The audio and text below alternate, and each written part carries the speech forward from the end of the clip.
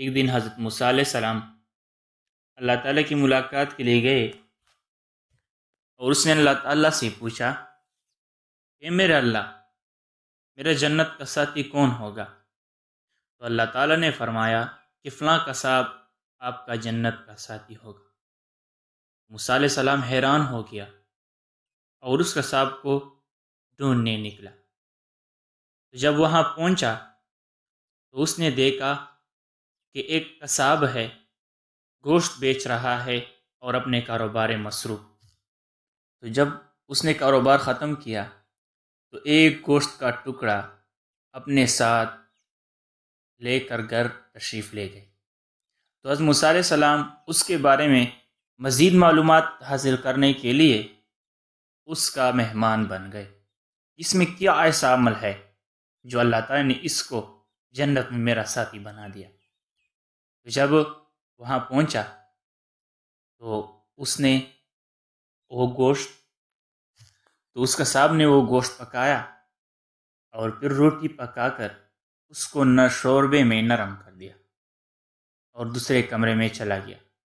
وہاں پلنگ پر ایک بڑھیا لیٹی ہوئی تھی جو نہایت کمزور اور بیمار تھی۔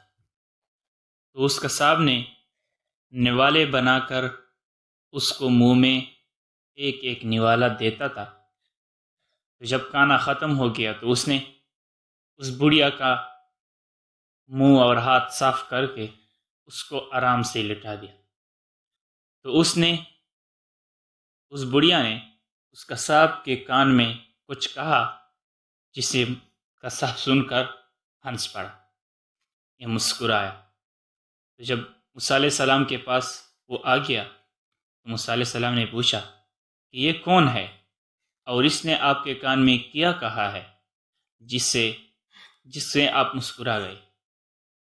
تو اس قصاب نے کہا کہ یہ میری ماں ہے اور جب بھی میں اسے روٹی دیتا ہوں تو یہ میرے کان میں یہ کہتی ہے کہ میرے بیٹے، اللہ تجھے جنت میں موسیٰ کا ساتھی بنا دے۔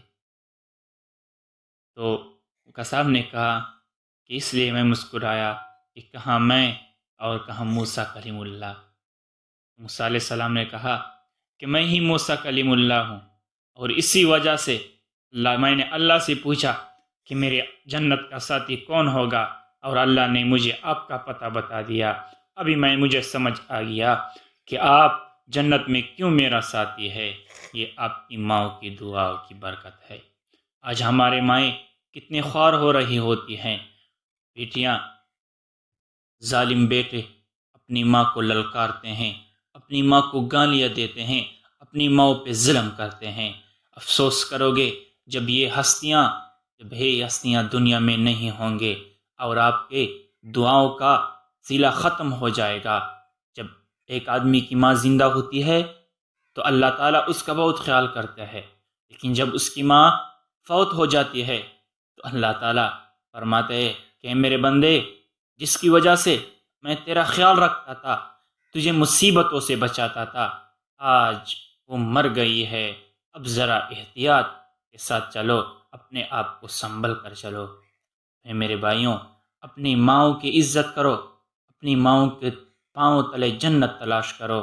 یہی ہے، نمازوں سے، زکوٰۃوں سے، روزوں سے، حجوں سے کچھ نہیں ہوتا۔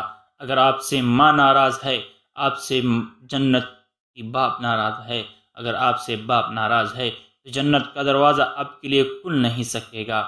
یہ ماں اللہ تعالیٰ ہر سزا کی مرنے کے بعد دیتا ہے، لیکن ایک گناہ ایسی ہے جس کی سزا اللہ تعالیٰ دنیا میں دیتی ہے، وہ ہے کسی پر ظلم کرنا اور دوسرے ماں باپ کو ناراض کرنا، ماں باپ کی نافرمانی کرنا۔ اگر آپ ماں باپ کی نافرمانی کرو گے تو اللہ تعالیٰ آپ سے ایسے اولاد پیدا کریں گے کہ وہ آپ کی نافرمانی کریں گے، آپ کا کہا ہوا نہیں مانیں گے۔